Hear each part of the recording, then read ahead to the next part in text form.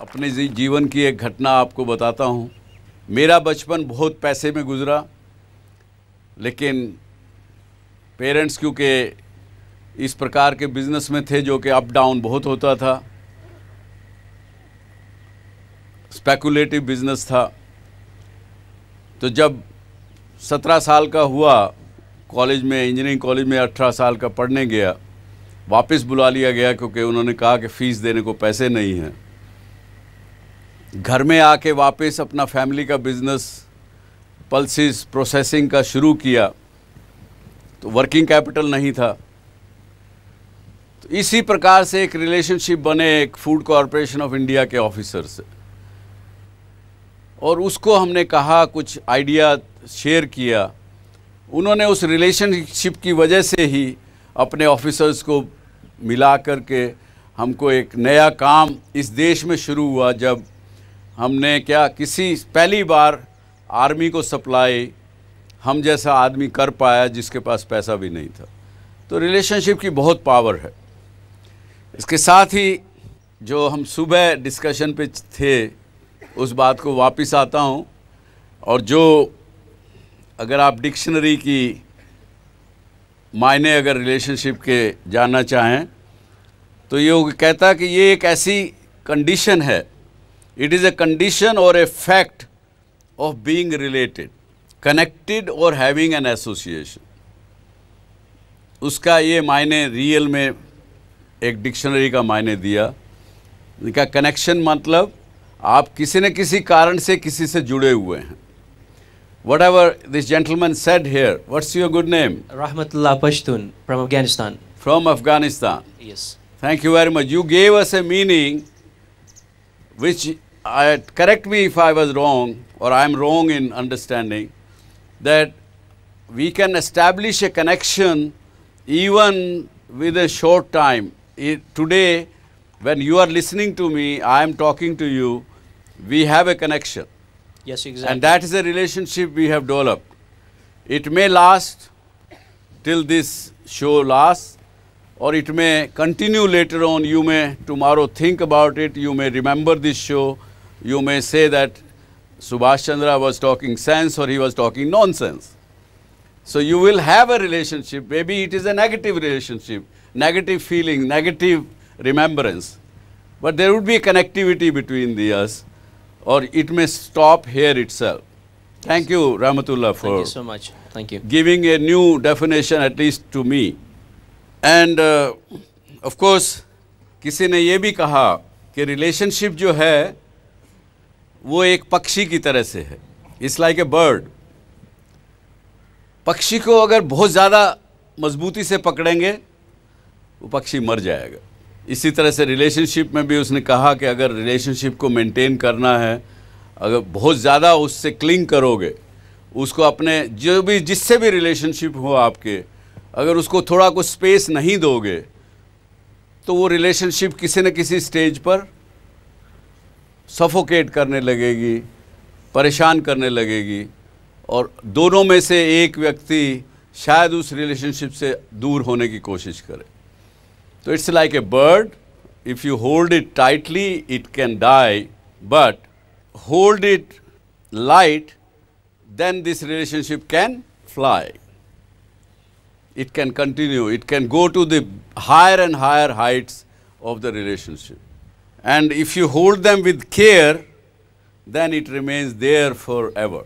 अब इन तीन चीज़ों में, if you are holding it too tight, if you are holding it at ease, or if you are caring about the relationship, this says all about the relationship.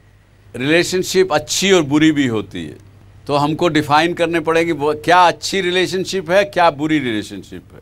How do you define a good relationship? जब आप एक दूसरे को trust करते हैं, एक definition हुई अच्छे रिलेशनशिप की। और क्या कहेंगे आप?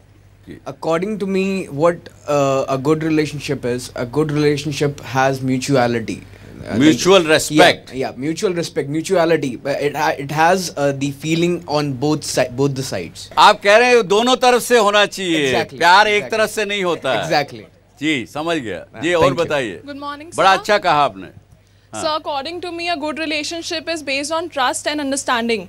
If you have understanding and trust, obviously a relationship would fly. Yes, trust and understanding. understanding. Yes. Sir, it is a relationship is good when both are being benefited. Like if one is, it is a win-win situation, no, not a win-lose situation. ये तो लेने देने की बात हो गई। आप मेरे लिए ये करिए, you scratch my back and I do yours. वो रिलेशनशिप नहीं हुई ना।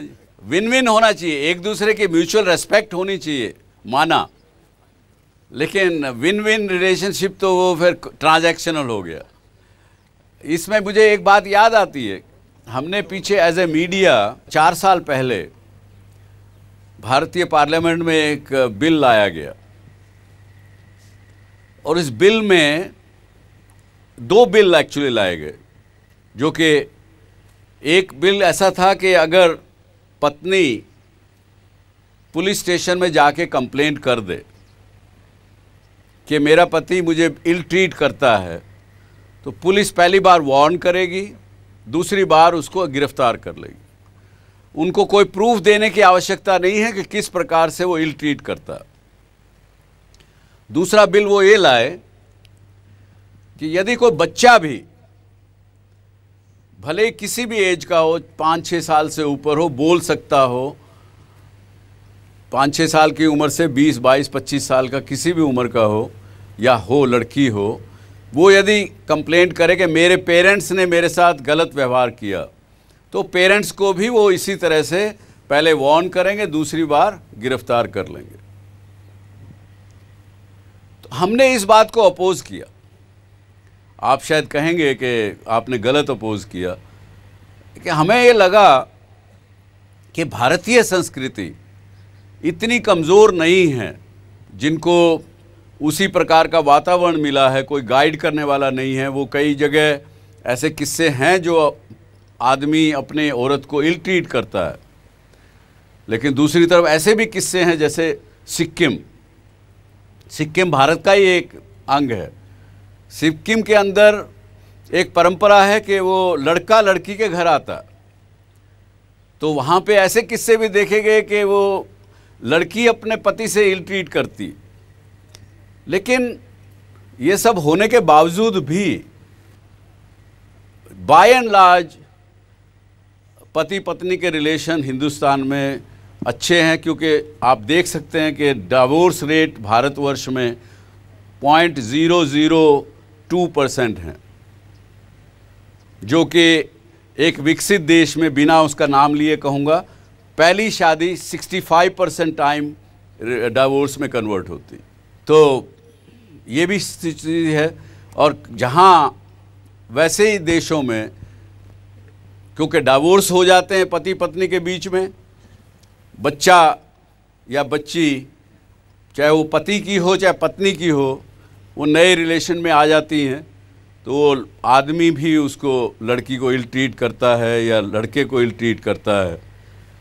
इंडिविजुअल सोसाइटी है, तो वो कई बार ऐसे भी किस्से होते हैं, ज़्यादातर ऐसे किस्से होते हैं कि वो आदमी ड्रगिस्ट है, कुछ है, वो अपनी स्टेप डॉटर को इल ट्रीट करता है। वहाँ ये रिलेशनशिप्स हैं। लेकिन हिंदुस्तान में अगर आप एग्रीमेंट से रिलेशनशिप बनाएंगे, एग्रीमेंट किया आपने कि मैं अपने पत्नी को ठीक से ट्रीट करूँगा, आज से मैं लिख के देता हूँ, अंडरटेकिंग पुलिस को देता हूँ, या आज से मैं अपने बच्चे को कभी थप्पड़ नहीं मारूँगा। आप मुझे बताइए, आप में से कितने लोगों को आपके पेरेंट ने इल ट्रीट किया? थप्पड़ तो मारा होगा ज़रूर कभी न कभी। खैर, आप कहते थप्पड़ भी नहीं खाया, हमने बहुत थप्पड़ खाए हैं। लेकिन जब पिताजी मारते थे तो मेरे भले के लिए मारते थे। माँ मारती है तो अपने बच्चे को भले के लिए मारती है, बल्कि माँ की मार में तो थप्पड़ लगता भी नहीं है, बाप की मार पे तो थप्पड़ जोर से लगता है।